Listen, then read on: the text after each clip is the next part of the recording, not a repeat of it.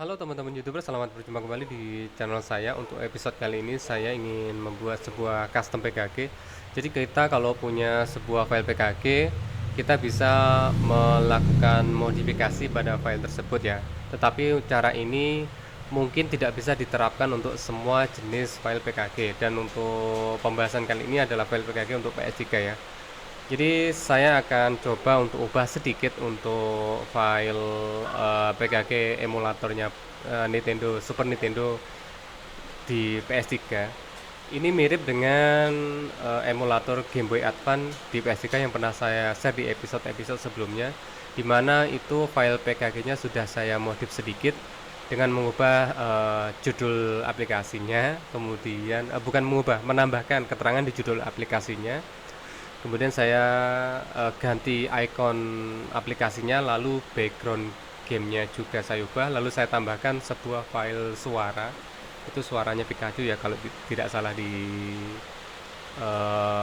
aplikasi yang saya ubah tersebut untuk emulator Game Boy Advance di PS3. Dan ini mohon maaf kalau suaranya kurang begitu jelas karena ini posisinya hujan deras ya sekarang ya. Pada waktu saya lakukan rekam suara pada video kali ini. Kita langsung ke foldernya dulu ya. Oh sorry, ini katakan untuk file emulatornya adalah yang ini. Saya pakai untuk yang versi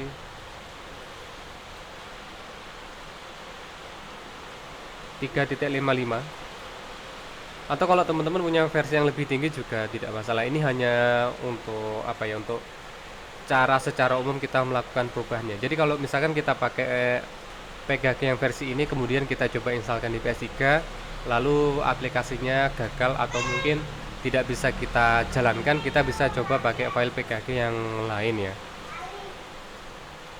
Ini akan kita ekstrak dulu. Teman-teman bisa pakai aplikasi ini. Sebentar, maaf, saya salah tekan ya. Aplikasi ini untuk mengekstrak PKG-nya pakai PKG View ya, atau bisa juga dengan menggunakan aplikasi ini. Ini namanya PS3 Game Extractor. Jadi kita coba pakai yang ini saja. Kenapa? Karena ini sudah ada untuk fitur kita merebuild lagi folder yang nanti hasil ekstrak dari kita ekstrak PKG nanti kembali menjadi format PKG.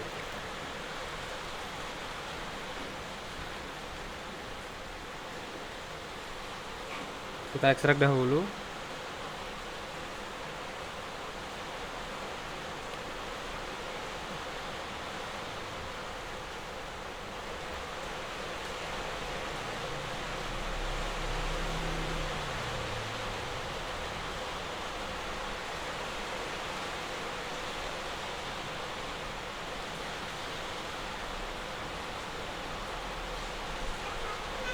Setelah proses ekstraknya selesai, akan menghasilkan sebuah folder seperti ini. Lalu kalau kita buka, nah ini adalah folder aplikasinya ya. Dan di sini saya mau rubah sedikit saja, sama seperti emulator Game Boy Advance. Jadi rubah icon, rubah background, lalu untuk nama aplikasinya. Untuk merubah gambar, icon maupun background, caranya pernah saya share juga ya. Jadi kita buat kita siapkan file gambar yang ukurannya sesuai, resolusinya sesuai dengan file aslinya. Kemudian formatnya adalah PNG. Di sini sudah saya siapkan.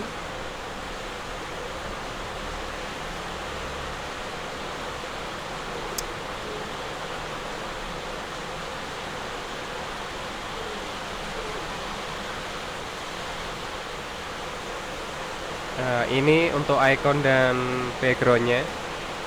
Ini kita copy, kita taruh di sini.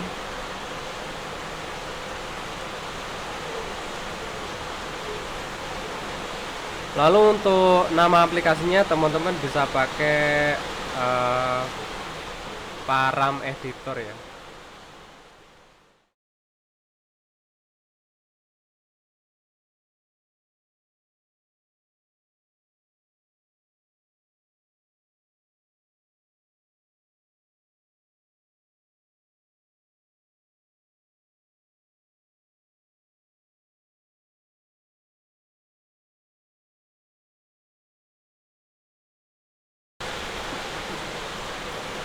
Oh, yang ini.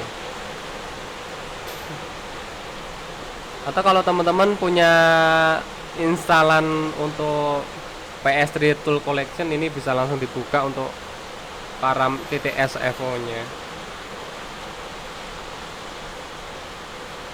Jadi bisa kita langsung buka seperti ini. Nah, kita bisa rubah namanya. Di sini akan saya rubah seperti ini.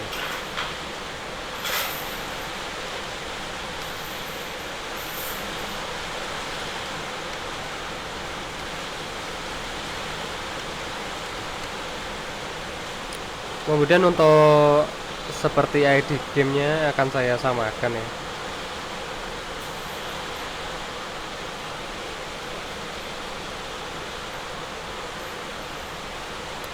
Ini bisa langsung kita replace kan ke sini.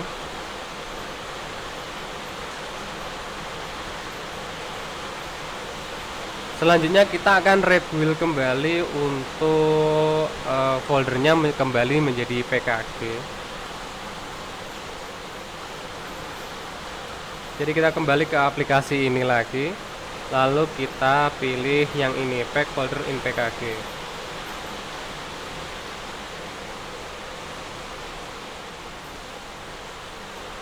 Kita pilih file param.sfo nya,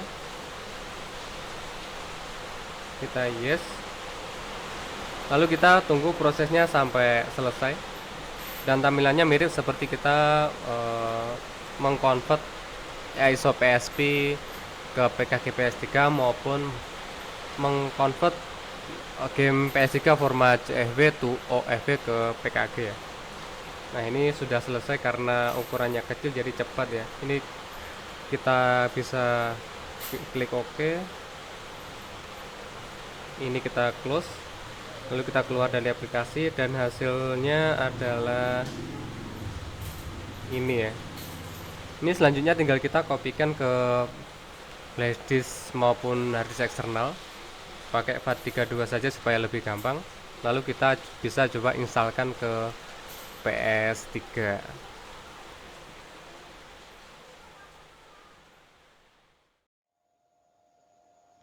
Sekarang kita akan coba instalkan file PKG nya. Jadi dari file PKG dari yang belum dimodif, lalu setelah kita modif dan kita isikan ke flash disk, sekarang kita akan coba instalkan di PS3 ya. Jadi saya sampaikan lagi untuk versi emulatornya sendiri yang kita modif tadi itu tidak cocok untuk versi PS3 saya ya. Yang bisa berjalan itu adalah yang versi ini. Tetapi untuk video episode ini sebagai contoh saja, sebagai referensi saja ya. Kita instalkan dulu filenya yang mana, yang 99 yang ini.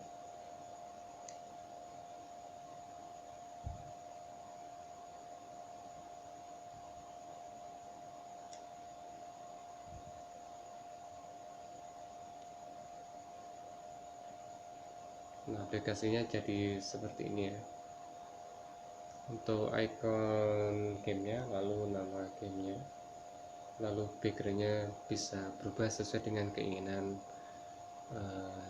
kita ya. Jadi teman-teman bisa ubah sesuai dengan keinginan teman-teman sendiri. Kalau tadi sebagai contoh saya ubah seperti ini, cuman ini versinya kalau dijalankan itu error ya. Tapi entah kalau sambil diinstalkan versi yang ini apakah masih macet juga. Ini akan saya coba ya. Biasanya masih error 800 1007.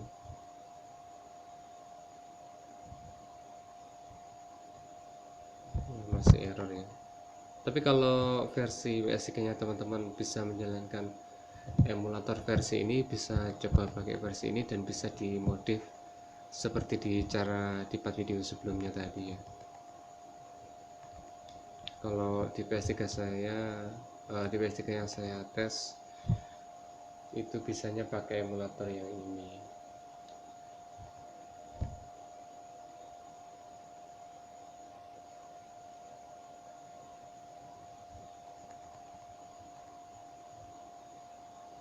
Jadi ini masih ada kekurangannya sedikit untuk emulator yang ini. Jadi sudah saya setting untuk default atau path directory untuk gamenya, cuman ketika dibuka masih memunculkan seperti ini ya, seperti tanpa di setting. Jadi kita perlu cari gamenya di mana kita menyimpannya, bisa di flash disk maupun di hard disk internal. Padahal ini sudah saya setting ya.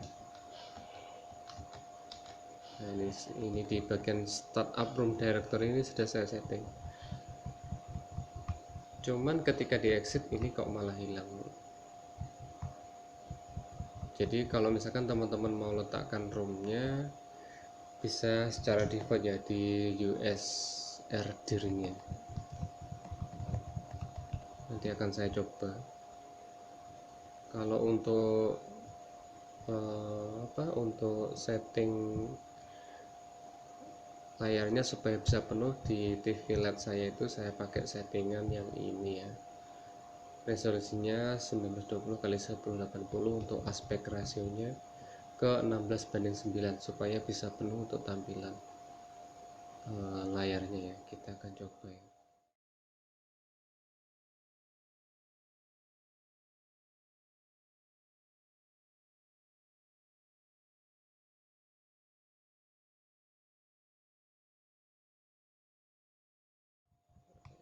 Kita coba buka gamenya dulu ya. Gamenya ada di folder full.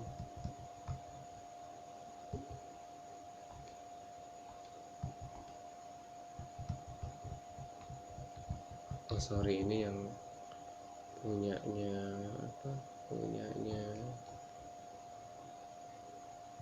Sense9 ya. Kalau aplikasi yang saya pakai atau saya installkan itu yang ini SXNE yang ini ya. Nah kita coba gamenya yang kemarin yang dia bisa sebelumnya maksud saya.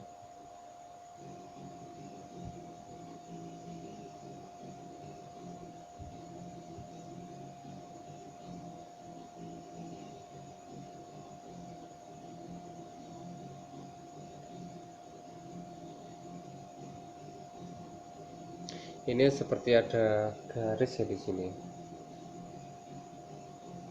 Ini padahal di TV-nya tidak ada. Ini mungkin karena kameranya kurang bagus.